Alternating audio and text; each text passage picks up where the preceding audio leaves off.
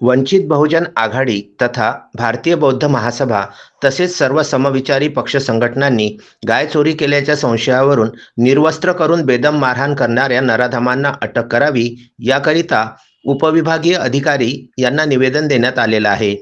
23 जुलै 2025 रोजी तू गाय चोर है असा आरोप करीत दलित तरुण रोहन पैठणकर यास बेदम मारहाण करण्यात आलेली आहे। धर्म जाणून घेण्यासाठी त्याचे कपडे सुद्धा काढून बघितलेले आहेत।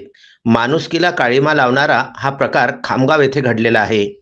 गाय चोर असल्याच्या संशयावरून 3 आरोपींनी बेदम मारहाण केल्याची घटना घडली। नंतर पीडिताच्या तक्रारीवरून शिवाजीनगर पोलिसांनी तिन्ही आरोपी यांच्यावरती गुन्हा दाखल करण्यात आलेला आहे।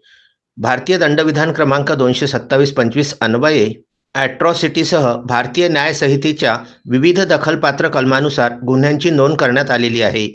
परंतु कोणत्याही प्रकारे संबंधित प्रशासनाने गांभीर्य व तत्परता दाखविली नाही। अद्यापपर्यंत अटकेची कार्यवाही सुद्धा करण्यात आलेली नाही। तीनही आरोपींविरुद्ध कठोर कार्यवाही करून पीडितांना न्याय द्यावा अशी नम्र विनंती या निवेदनामध्ये करण्यात आलेली आहे।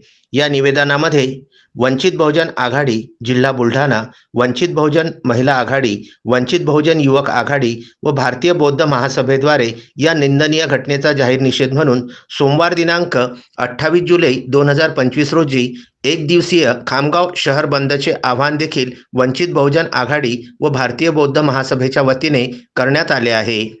विदर्भ न्यूज करिता ज्येष्ठ प्रतिनिधी मोहम्मद फारूक यांचा हा वृत्तांत। प्रत्येक प्रजातीची फुलझाडे व फळझाडे मिळण्याचे विदर्भामधील एकमेव ठिकाण गायत्री नर्सरी,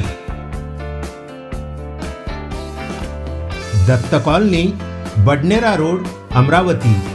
अधिक माहिती करिता संपर्क साधा 9075575317 9325303223।